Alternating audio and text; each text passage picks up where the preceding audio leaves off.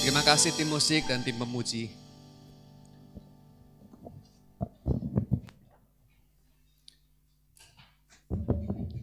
Judul khotbah pada pagi ini adalah dimanapun Anda berada, Anda diberkati. Terima kasih karena pas khotbah saya selalu ngomong soal berkat ya. Dan memang tema ini kata kuncinya adalah ada dua ya. Satu dimanapun. Kedua diberkati. Katakan sama-sama, dimanapun diberkati. Selipkan kata saya di tengah-tengah. Dimanapun saya diberkati. 1, 2, 3. Dimanapun saya diberkati. Amin. Oke, saya menambahkan. Bukan hanya dimanapun, tapi juga sampai kapanpun. Ya, jadi artinya bukan sekarang saja, tapi juga yang akan datang. Nah, sampai selama-lamanya. Kita adalah orang-orang yang diberkati. Berapa banyak di antara saudara yang pagi hari ini sudah membaca renungan firman Tuhan yang dikirim ke grup JKI Puri Marina? Angkat tangan. Oke, karena ada sebagian yang belum membaca atau belum menerima, maka saya mengulangnya. Sedikit aja. Kalau kita ngomong diberkati, dasar yang paling dasar adalah perjanjian Tuhan dengan Abraham. Ya, Kejadian pasal 12 ayat yang pertama. Berfirmanlah Tuhan kepada Abraham, pergilah ke negerimu dari sanak saudaramu, dari rumah bapamu ini ke negeri yang akan kutunjukkan kepadamu. Jadi Abraham awal diberkati ya, itu karena janji. Dan Tuhan bilang pergilah. Artinya tidak di tempat di mana dia ada saja diberkati, tetapi kemana Tuhan mengutus untuk pergi, disitulah Tuhan juga memberkati. Nah, luar biasanya adalah Abraham pergi ke suatu tempat di mana dia sendiri tidak tahu untuk pergi. Karena Tuhan bilang, aku akan menunjukkannya kepadamu kemudian. Nah, sekarang kalau itu perintah datang kepada kita, ya pertanyaan saya gini, nunggu tujuannya dikasih tahu atau berani pergi dulu? Sampai nanti Tuhan memberitahu. Saudara-saudara, saya yakin kamu anak-anak Abraham. Seperti Abraham melakukannya, kamu juga akan melakukannya. Nah, itu yang saya percaya. Ya, dasarnya bukan karena kamu, tapi karena Kristus menjamin kita bahwa sebagai keturunan Abraham, kita akan memiliki iman yang sama seperti iman Abraham. Jadi dia jalan dulu, baru nanti diberitahu. Banyak orang berkata, beritahu dulu, baru aku jalan. Nah, iman tidak berkata seperti itu. Ayat 2. Kejadian 12, aku akan membuat engkau menjadi bangsa yang besar dan memberkati engkau serta membuat namamu masyhur dan engkau akan menjadi berkat. Saudara-saudara, jadi dasar inilah yang kita pegang hari ini. Nah, salah satu kesaksian daripada Bapak Abraham adalah ketika dia pergi meninggalkan dari Mesir menuju tanah Negeb. Dia ini kan pergi sama Lot, ya, dan karena kekayaannya yang banyak, lembu, domba banyak, tempatnya sempit, ya. Kemudian kita tahu di dalam kisah, di dalam Kejadian pasal 13, hamba-hamba Abraham dan hamba-hamba Lot bertengkar. Nah, Bapak Abraham bilang, enggak baik. Kita ini kan kerabat, kita ini kan saudara, ya, enggak boleh bertengkar. Ya, jadi sekarang kamu pisah aja sama diriku, ya, kamu boleh milih dulu ke tempat mana kamu akan tinggal. Dan Lot melihat lembah Yordan adalah subur tanahnya, banyak airnya, dan kita percaya di mana tempatnya subur dan banyak airnya, di situ terjadi banyak keuntungan, ya, kelimpahan. Dan itu memang benar. Dan Lot memilih itu, ya. Dan saudara-saudara, Abraham memilih yang lain yang tidak dipilih.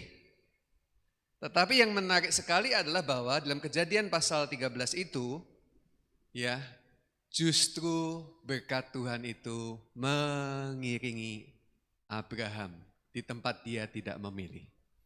Ya, saya mau membacakan nih Kejadian 13 ayat 14. Setelah Lot berpisah dari Abraham, berfirmanlah Tuhan.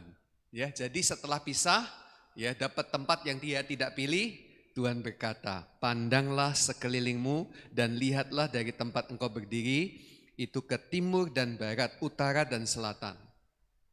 Ya saudara-saudara, sebab seluruh negeri yang kau lihat itu akan kuberikan kepadamu dan kepada keturunanmu untuk selama-lamanya.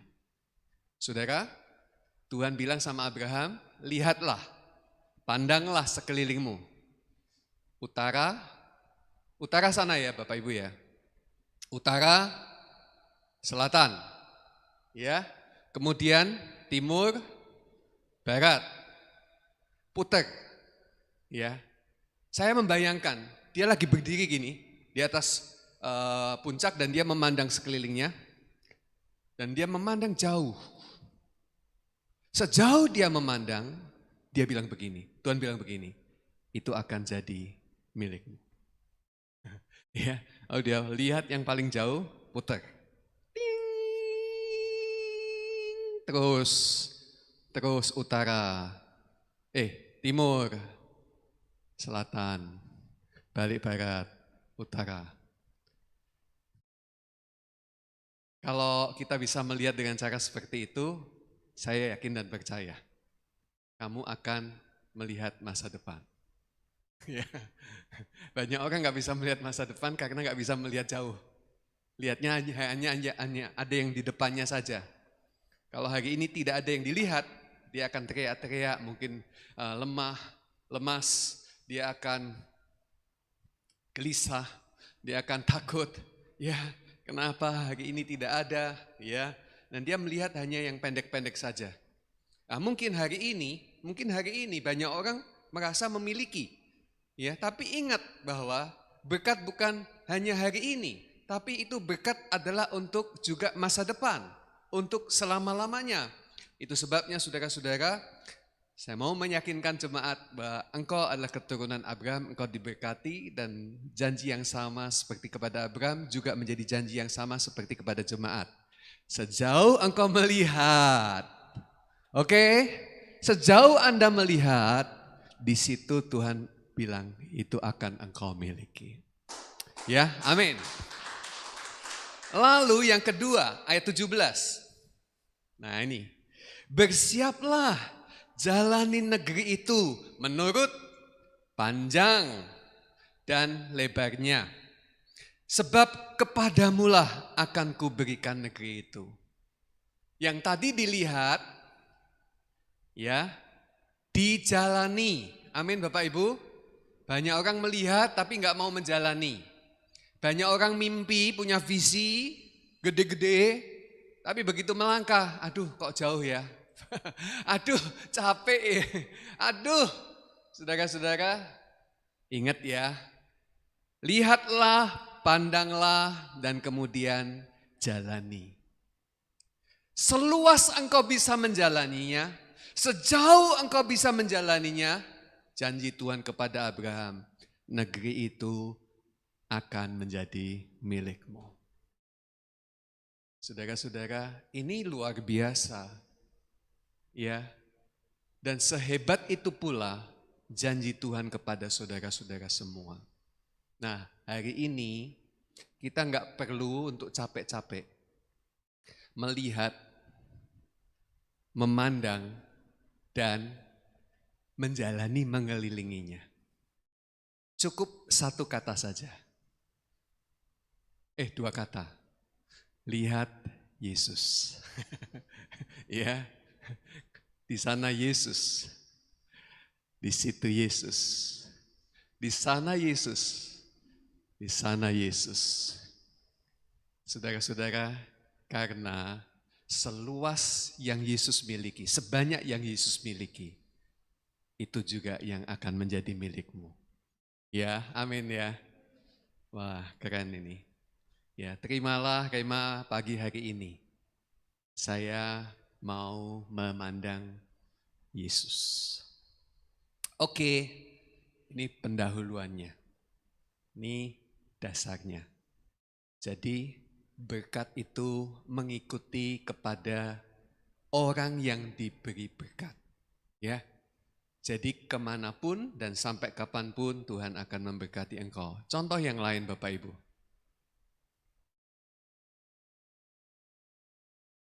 Kita baca ayatnya.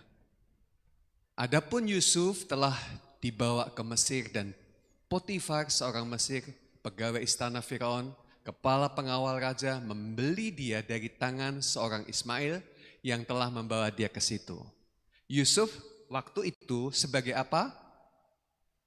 Budak. Ya. Nah, tapi sebelum dijual sama saudara-saudaranya menjadi budak, Yusuf adalah anak yang dikasih Yakub. Kita tahu berkat Abraham turun kepada Ishak, turun kepada Yakub, dan kemudian turun kepada keturunannya. Yusuf adalah keturunan Yakub. Ya. Dan ketika Yakub hendak dibunuh oleh saudara-saudaranya, ya, Tuhan menyertai dia. Tuhan menjagai dia. Tuhan melindungi dia. Dan ketika dibuang ke dalam sumur, ya, saudara tahu Yusuf diberkati. Ya, saudara-saudara, dimanapun, di dalam sumur Yusuf diberkati? Iya, ya. Kemudian gak jadi dibunuh Bapak Ibu. Ya, ini kalimat selanjutnya. Tetapi Tuhan menyertai Yusuf sehingga ia menjadi seorang yang selalu berhasil dalam pekerjaannya. Katakan selalu berhasil. 1, 2, 3. Amin. Selalu berhasil. Selalu berhasil. Kenapa dia selalu berhasil? Tuhan menyertai Yusuf. Nah, Immanuel itu Yesus menyertai kita. Tuhan menyertai kita. Jadi kepada jemaat saya juga mengatakan hal yang sama. Tuhan menyertai engkau. Ya. Sehingga engkau menjadi seorang yang selalu berhasil dalam pekerjaanmu. Ya, saudara-saudara. Setelah dilihat oleh tuannya bahwa Yusuf disertai Tuhan dan bahwa Tuhan membuat berhasil segala sesuatu yang dikerjakannya, ya, maka Yusuf mendapat kasih tuannya dan ia boleh melayani dia. Saudara, kalau dunia ya mengasihi kita itu karena buah yang kita berikan kepada dia. Ya, kamu berhasil ya. Wah, kamu orang baik ya. Kamu betul-betul luar biasa. Ya, karena kamu disertai Tuhan, karena kamu luar biasa, karena kamu pintar, karena kamu diberkati, karena kamu hebat, maka aku respect. Maka aku percaya. Ya. Tapi kalau Tuhan sama kita enggak gitu. Ya. Tuhan bilang sama saya, Tuhan bilang sama kita, meskipun kamu berdosa, meskipun kamu gagal, meskipun kamu bencekno, meskipun ini orang Surabaya ngomongnya gitu ya, bencekno. Meskipun kamu itu ya enggak lah ya. Meskipun kamu tuh jauh, meskipun kamu tuh aduh, mau ngomong apa lagi gitu ya. Yesus tidak bahas itu semua. Tapi kita tahu, saya tahu, kita tahu semua. Bahwa Yesus mengasihi kita, menerima kita apa adanya. Tetapi jika orang dunia menuntut kita untuk dia bisa respect sama kita, saya pikir itu harus diberi kesempatan untuk setiap kita bisa mempertanggungjawabkannya. Ya. Jadi jangan marah loh ya, kalau mereka marah karena kita tidak melakukan sesuatu yang membuat mereka respect. Ya. Dan itu memang keadaan kita. Ya. Bersyukurlah bahwa Tuhan telah memulai sesuatu yang baik di dalam hidup kita sedemikian sehingga oleh karena dia kepada Yusuf, oleh karena dia kepada saudara-saudara jemaat, maka orang lain boleh memujikan engkau Karena Tuhan ada di dalam engkau dan menyertai engkau dan membuat engkau berhasil. Nah, sejak ia memberikan kuasa dalam rumah Potifar dan atas segala milik Potifar kepada Yusuf, Tuhan memberkati rumah orang Mesir itu karena Yusuf, sehingga berkat Tuhan ada atas segala miliknya, baik yang di rumah maupun yang di ladang. Senangnya Bapak Ibu karena saudara, orang lain diberkati. Siapa mau jadi berkat? Angkat tangan. Amin, Tuhan memberkati. Ya. Karena engkau, rumah ini diberkati. Karena engkau, kantor ini, perusahaan ini diberkati. Karena engkau, ada orang yang disertai Tuhan. Karena engkau adalah orang yang berkenan, jujur. Dan mereka percaya kepadamu. Luar biasa. Selanjutnya, nah ini ayat yang ke-23 dari Kejadian pasal 39. Dan kepala penjara itu, ini di penjara, tidak mencampuri segala yang dipercayakan kepada Yusuf. Dan karena Tuhan menyertai dia, dan apa yang dikerjakannya, sama-sama dibuat Tuhan berhasil. Yusuf diberkati di sumur. Yusuf diberkati waktu di rumah Potifar. Yusuf diberkati waktu di dalam penjara. Dimanapun dia ada, dia diberkati. Karena berkat itu sudah ada di dalam dan menyertai dia sampai selama-lamanya. Siapakah berkat itu? Tuhan menyertai dia. Siapakah berkat itu buat saudara jemaat? Kalau saya tanya siapakah berkat itu buat saudara, saudara pasti bisa menjawab. Amin. Ya, siapa? Yesus. Amin. Ya, Tuhan memberkati saudara sekalian. Apapun yang saudara kerjakan Tuhan buat berhasil. Ya, tidak peduli apapun pekerjaanmu. Ya, kalau kamu seorang tukang, kamu akan menjadi tukang yang diberkati. Kalau kamu seorang guru, kamu akan menjadi guru yang diberkati. Apapun yang engkau kerjakan, Tuhan membuat berhasil. Kalau engkau seorang, apa sebut profesimu hari ini? Ya, saya bilang, Tuhan membuat kamu berhasil. Ya, kamu diberkati. Tuhan menyertai Israel. Israel adalah nama baru daripada Yakub. Dan saya mau mengajak kita juga membaca Yosua 3 ayat 1 sampai ke 17. Nah, karena ayatnya panjang gak ditulis dan saya mau ambil secara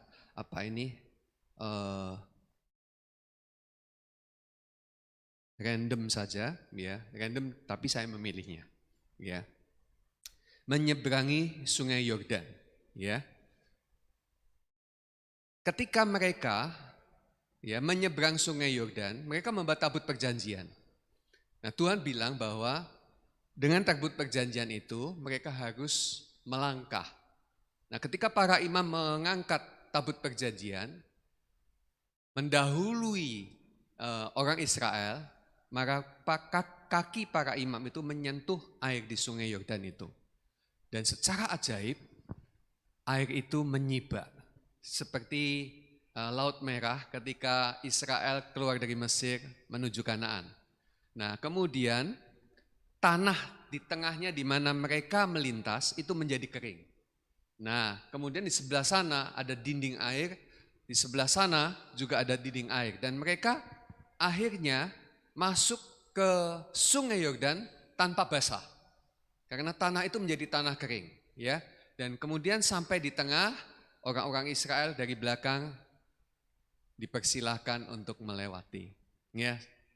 Ayat 17, tetapi para imam pengangkat tabut perjanjian itu tetap berdiri di tengah tanah kering. Sebentar, ini aja di sini. Oh, bukan.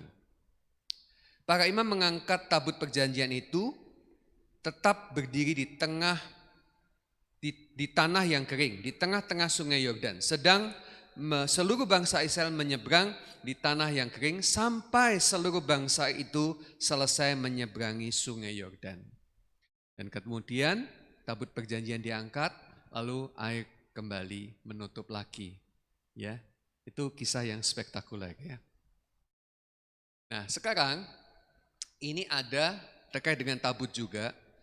1 Samuel 4 ayat yang ketiga, ya, dan 6 sampai 7 ini yang akan saya baca. Sorry, ini ya. Saat tabut tidak di tengah mereka, mereka kalah. Ya. Saat di tengah mereka tabut perjanjian, maka yang Filistin yang takut. Oke. Ketika tentara itu 1 Samuel 4 ayat 3, ketika tentara itu kembali ke perkemahan, berkatalah para tua-tua Israel, mengapa Tuhan membuat kita terpukul kalah oleh orang Filistin pada hari ini? Marilah kita mengambil apa? Tabut perjanjian dari Silo. Oh ya, tabut perjanjian. Supaya ia datang di tengah-tengah kita dan melepaskan kita dari tangan musuh kita. Saudara, di zaman Israel, tabut perjanjian adalah simbol kehadiran Tuhan. Dan kalau tabut perjanjian tidak ada di tengah mereka, itu artinya Tuhan tidak ada di tengah mereka.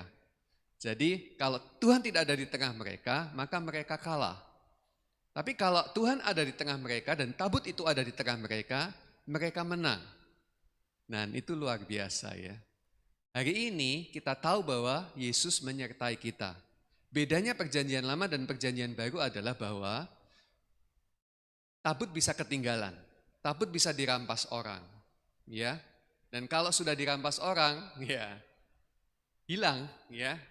Kuasa penyertaannya hilang. Tapi hari ini Yesus tidak mungkin diambil daripada kita dan itu sesuatu yang membuat kita harus bersyukur. Ya. Bahkan Tuhan bilang, aku tuh memegang engkau dan tidak seorang pun yang akan mengambil engkau dari tanganku. Nah, tidak seorang pun itu bukan pihak lain.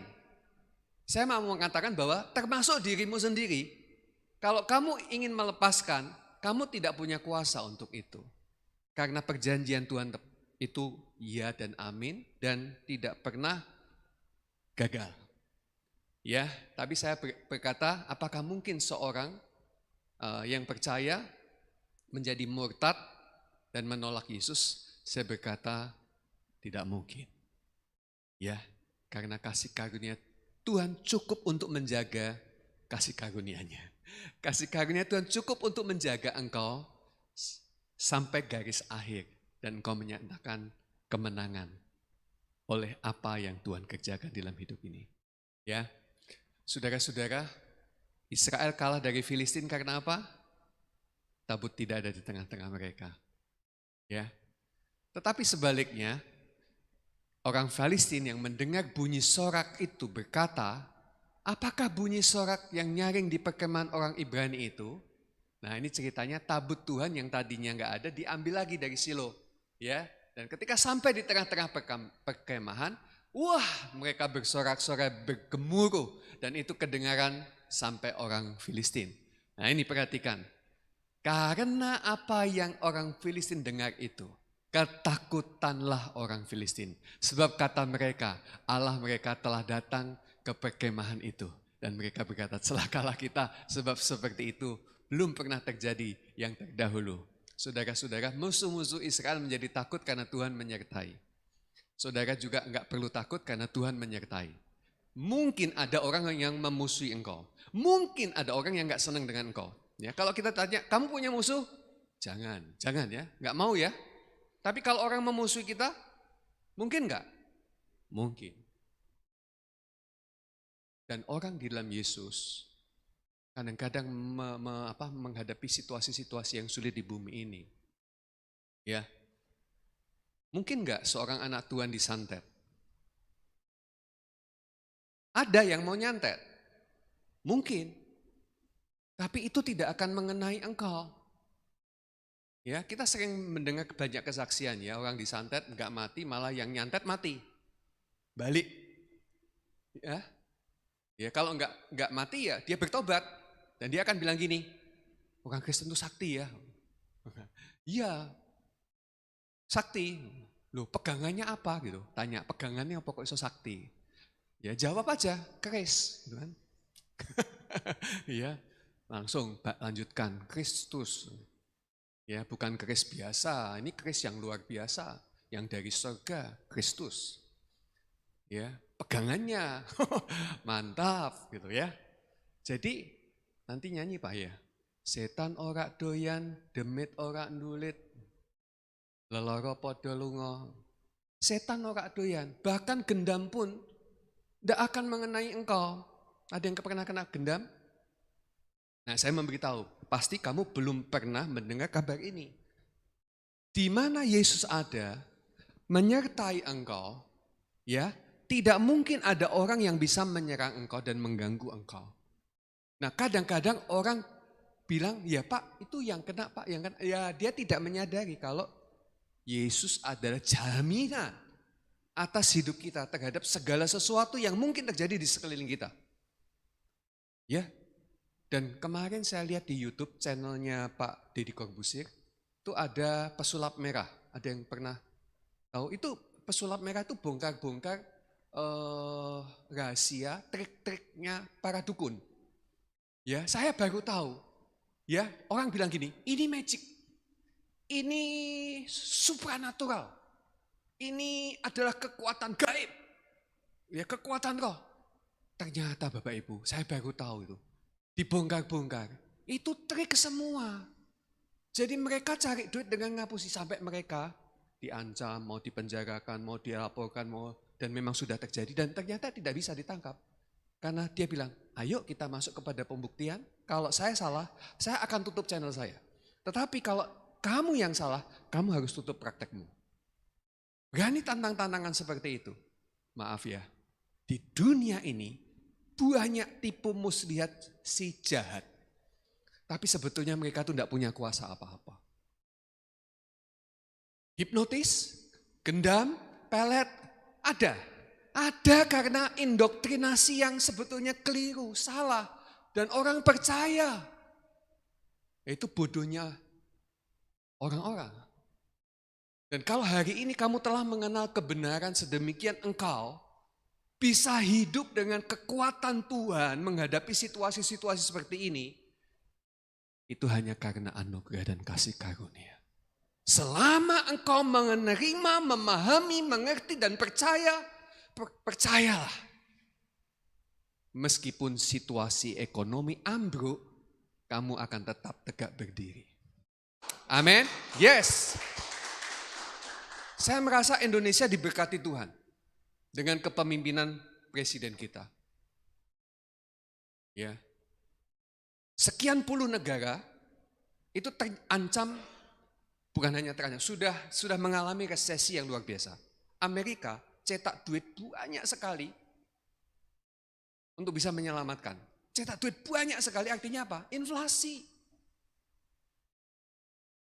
Ya, dulu beli ayam mungkin harganya kalau ayam kampung 70.000. Sekarang sudah naik 90.000. Inflasi. Bensin listrik sudah naik. Kecuali yang disubsidi belum naik. Dan saya punya teman-teman yang buka kafe, sudah mulai mengeluh. Enggak serame dulu. Padahal COVID sudah turun kan? Nah, cuma harus hati-hati ya teman-teman ya. Percaya aja perlindungan Tuhan. Karena memang banyak juga yang hari-hari ini di antara kita kena COVID. Tapi tidak seganas dulu lah, Delta atau apa ya. Tapi sekarang hanya demam-demam saja, batuk-batuk kering, sedikit saja dan itu 1-2 minggu sudah lewat. Ya, puji Tuhan. Tapi berita baiknya yang saya dengar adalah bahwa Indonesia termasuk negara yang kuat untuk menghadapi resesi ini. Ya, itu anugerah Bapak Ibu. Negara Sri Lanka sudah bangkrut. Presidennya sampai melarikan diri. Ya, mana lagi bangkrut. Ngeri kalau negara bangkrut Bapak Ibu. Dulu pernah ngalami uang 1.000 jadi 1 rupiah.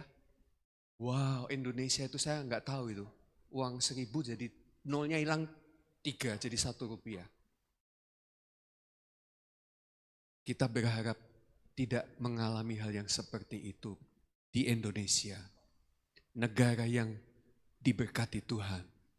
Tapi andai kata ada kejadian-kejadian yang memang gak bisa dihindari, saya memberitahu jemaat bahwa engkau tidak akan termasuk di dalamnya. Amin. Sebab apa? Tuhan menyertai engkau. Tabut perjanjian itu yang lambang kehadiran Tuhan, itu ada di dalam hidupmu, hidupku, hidup kita semua. Saudara-saudara, percayalah. Ya. Ini sebuah cerita yang lain terkait dengan tabut perjanjian. Israel itu merasa kagum aja. Begitu tabut perjanjian ada, Israel kuat banget. Ya, begitu enggak ada tabut perjanjian, Israel lemah banget. Nah, karena gitu Filistin mikir, nek segitu banyak tabut perjanjian kita rebut aja. Ya, jadi dia perang untuk mengambil tabut dan bisa diambil. Ya. Diambil itu. Lalu dia bawa masuk ke dalam tempat di mana mereka punya sesembahan namanya patung Dagon. Ya. Dan itu ditaruh di dalam kuil itu. Ya. Saudara-saudara, malam lewat terjadi, mereka datang dan melihat. Kamu tahu apa yang terjadi? Ya, ceritanya begini. Sesudah orang Filistin merampas tabut perjanjian itu, maka mereka membawanya ke Ebenezer, ke Asdod. Orang Filistin mengambil tabut Allah itu, dibawanya masuk ke kuil Dagon dan diletakkannya di sisi Dagon. Ya, wah ini kelihatannya mau kontes gitu ya. Bagus tabut perjanjian atau Dagon gitu kan? Saudara-saudara, ketika orang-orang Asdod bingung bangun pagi-pagi pada keesokan hari, tampaklah Dagon terjatuh dengan mukanya ke tanah di hadapan tabut. Lalu mereka mengambil Dagon dan mengembalikannya ke tempatnya. Ya, Dagon aja patung loh Bapak Ibu. Bisa tertunduk dan menyembah. Kepalanya jatuh ke tanah, tidak berdaya. Iya. Wah, mereka melihat ini dan menjadi sangat kebingungan. Ya. Ini sama seperti yang terjadi di saat Yesus ditangkap. Yesus ditangkap, hendak disalibkan. Kalian ingat toh kisahnya? Pagi-pagi benar gitu ya. Wah, Yudas Iskariot datang bersama tentara-tentara Romawi dan utusan imam-imam. Saudara, Yesus bangkit berdiri dan berkata kepada murid-murid yang lain, sudah saatnya anak manusia diserahkan. Lalu ketika Yesus menghadapi mereka, mereka tanya gini, siapa yang kamu cari? Ya.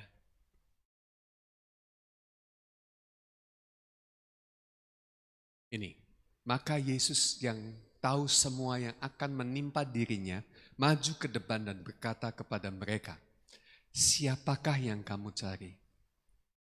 Jawab mereka, Yesus dari Nazaret. Katanya kepada mereka, akulah dia. Yudas yang mengkhianati dia berdiri juga di situ bersama-sama dengan mereka. Dan ketika ia berkata kepada mereka, akulah dia, mundurlah mereka dan jatuh ke tanah. Bisa membayangkan skinnya? Yesus berdiri dengan gagah sekali dan bilang, siapa yang kamu cari? Ya, ini pemimpin yang sejati itu kayak gini ya, berani menghadapi resiko, berani menghadapi masalah. Ya, pemimpin hari ini kalau ada masalah kan lari. Ya kan? Ya, menghilang. Ya, buron. Ya, itu bukan pemimpin Bapak Ibu. Ya, pemimpin benar atau salah berani menghadapi. Nah, ini Yesus menghadapi karena dia tahu dia benar, ya kan? Kalau orang benar enggak perlu takut. Tapi hebatnya begini, ketika mereka datang, mereka mau menangkap, enggak bisa. Enggak bisa. Yesus bisa ditangkap. Keliru. Enggak bisa. Berapa kali para imam hendak menangkap Yesus. Tapi selalu lolos karena celing hilang. Loh, di mana tadi ya? Di mana tadi ya? Tidak bisa. Yesus dibunuh oleh mereka. Nggak bisa. Yesus tidak mungkin dibunuh. Yesus akhirnya dibunuh karena, kata kuncinya di sini, Yesus menyerahkan diri. Kata kuncinya penyerahan diri. Ya, nggak apa-apa. Kehendakmu ya Bapa yang jadi. Saudara, tapi yang saya merasa ini keren ya, kalau difilmkan bagus sih. Ya, ini aku gitu ya, langsung jatuh semua. Dan menurut cerita, dalam tradisi Yahudi, ini terjadi 3 kali. Di Alkitab tidak sebut, tapi mereka mempercayai itu sampai 3 kali. Mereka bangkit lagi. Ya, bangkit lagi. Yesus tanya, siapa yang kamu cari? Yesus dari Nazaret. Akulah dia, jatuh lagi. Mereka bangkit lagi. Siapa yang kamu cari? Yesus dari Nazaret. Akulah dia, jatuh lagi. Baru setelah itu mereka, Yesus menyerahkan diri. Yesus itu sama seperti tabut perjanjian di tengah-tengah umat Israel. Ya, Dagon jatuh, tidak berdaya. Saudara-saudara, hadirnya Tuhan membuat saudara dan saya menjadi seorang yang perkasa. Amin. Sampai akhirnya 1 Samuel 5 ayat 11. Filistin gak tahan. Akhirnya Filistin mengembalikan tabut ini. Wes jupo. PO ya, memang punyanya mereka kok ya. Iya. Saudara, tabut perjanjian itu adalah sebuah kontroversial. Sama seperti Yesus adalah sebuah kontroversial. Maksud saya begini, dia akan menjadi berkat bagi orang yang sungguh dikasihnya, sungguh percaya. Tetapi dia akan menjadi kutuk bagi orang yang main-main dengan dia. Bagi orang yang mencoba-coba, menjajal-jajal kehebatan dia. Saudara-saudara, Paulus bilang, pemberitaan salib itu adalah berkat buat orang yang percaya. Tetapi, pemberitaan salib adalah kebodohan buat orang yang tidak percaya. Jadi kalau orang berkata, di salib ada jin, ya enggak apa-apa, kan itu hasil daripada kebodohannya Bapak Ibu. Iya kan? Ya biarin aja, dia enggak tahu. Ya, apakah kita marah? Ya sebetulnya di dalam negara hukum harusnya ada pembelaan dong, ya. Tidak hanya sepihak saja, tetapi saudara-saudara, percayalah, walaupun kita tidak membela, Tuhan adalah yang membela diri. Ya, amin. Jadi nggak usah khawatir. Ya, banyak orang tuh ngomong begini loh. Ya masalahnya banyak kalian diem sih. Ya karena kalian diem dianggap menerima. Ya sudah makin umpa-umpaan.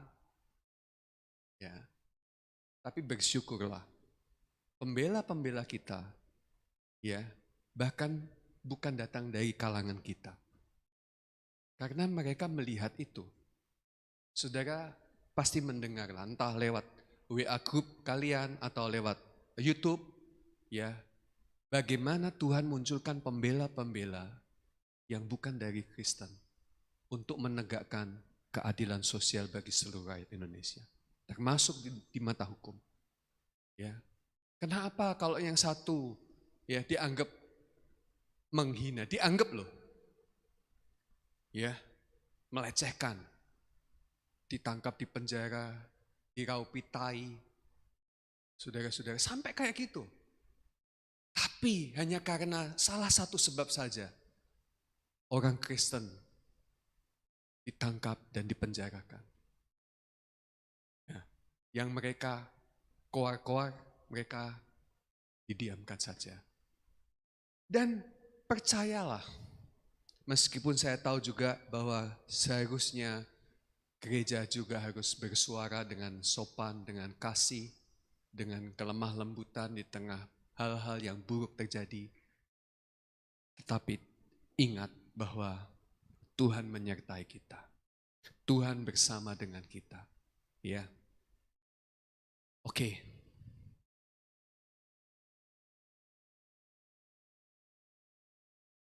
1 Samuel 5 ayat yang ke-11, tabut perjanjian dikembalikan, dan akhirnya Filistin menjadi tenang karena dia tidak ada kutuk. Sebelum dikembalikan, ketahuilah orang-orang Filistin kena sakit borok, parah.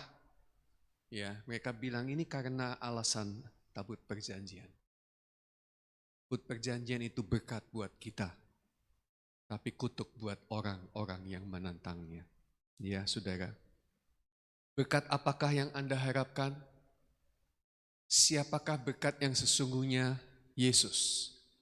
Di tempat yang sukar sekalipun, Anda tetap diberkati. Amin. Di tempat yang gelap sekalipun, engkau adalah terang. Dan engkau tidak perlu takut akan kegelapan. Satu hari saya menyerahkan kunci sebuah ruko yang disewa. Lalu penyewanya ini bilang, kenapa kamu memilih ini? Karena ini terang suasananya. Loh, kenapa yang sebelahnya tidak? Iya, karena waktu saya masuk auranya itu ya gak enak. Rasa-rasanya nih ada yang nunggu gitu. Loh, Pak Yakob enggak kroso? Enggak tuh, dia bilang gitu. Ya, dia kroso. Lalu suaminya tanya, Pak Yakob kalau ngadepi gitu-gitu gimana? Didoakan, diusir? Saya bilang, enggak tuh. Loh, terus gimana? Nah, saya kan anak terang. Nah, kalau saya datang, kan kegelapan pergi. Lalu dia bilang, oh gitu ya. Nah, terus kamu tadi masuk ke ruko itu, kamu ngerasain apa? Tuh kan? Ya enggak rasa apa-apa. Terus istrinya tanya, kenapa? Aku kroso loh. Nah kan aku anak terang. Ya, jadi dia baru ngerti dan kemudian langsung ikut. Nah, saya kan anak terang. Saudara, beruntunglah kalau kamu enggak kroso-krosonan. Ya, itu termasuk salah satu tanda bahwa kamu itu anak terang. Ya, enggak usah usir-usir setan. Ya, setan tuh begitu kamu datang, pergi sendiri ya. Ya, malah dia perginya sambil begini ya. Silakan, saya minggir. Ya, saudara, kalau ada rumah yang murah, ya selalu akan ditanya, apa alasan rumah ini dijual murah? Nah, kalau tetangga bilang ada bekas orang gantung di situ, ayo dibeli atau enggak? Murah loh. Ya, belum berani jawab ya. Ayo jawab. Berani Pak, beli Pak. Yang penting saya punya duitnya dulu Pak. Nah itu ya. Ya, saudara-saudara, loh enggak takut? Enggak lah, ditanya orang, kenapa kamu enggak takut? Kan saya anak terang. Begitu saya masuk, kegelapan pergi. Ya kan? Itu kesempatan loh Bapak Ibu kalau mau beli rumah yang murah seperti itu aja. Yang ada setannya, yang angker. Ya kalau kisah yang paling angker, paling murah, kamu beli Bapak Ibu. Ya, jangan takut. Ya, saya pernah melihat dunia lain itu apa ya? Uji nyali. Saya tuh ya heran, kok ada ya orang-orang yang mau nyoba-nyoba gitu ya. Seorang anak Tuhan, Kristen, saudara-saudara. Dan waktu uji nyali itu ada 2 orang, satu cewek, satu laki-laki. Yang satu laki-laki yang jelas di luar Yesus. Yang ini, yang putri, yang cewek, ini di dalam Yesus. Ya, sudah dikasih petunjuk, kemudian masuk. Saudara-saudara, ini kisah tayangan langsung dan sisi kiri, sisi kanan. Tayang langsung apa rekaman ya? Saya nggak tahu. Ya. Lalu yang Kristen ini, yang anak Tuhan ini nyanyi. Saya masih ingat lagunya, ya. Ya, di situ angker sekali. Dia nyanyi gini. Darahmu Yesus sucikan daku, darahmu Yesus bebaskanku, darahmu Yesus pulihkan daku, ku dijadikan baru. Gludak gitu, kaget saudara. Darahmu Yesus. Sana saudara, belum gludak saudara. Ya sudah kemasukan. Kemasukan kok dan teriak-teriak, enggak bisa menguasai diri ya.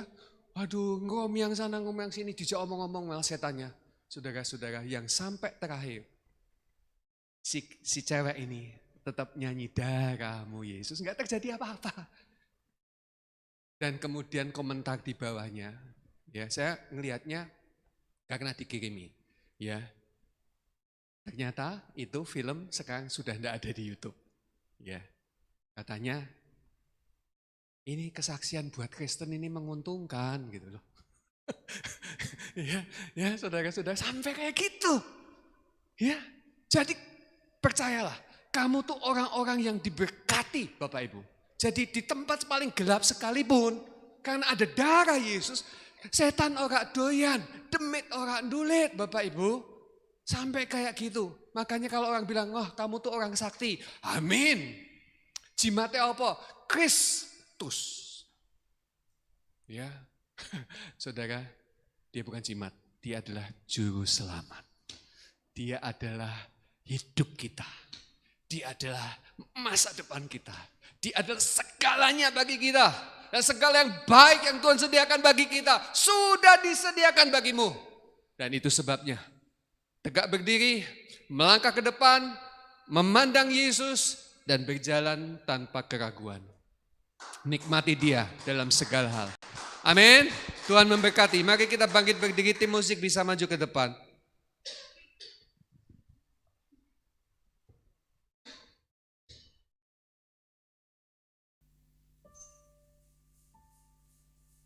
Nyanyi itu ya.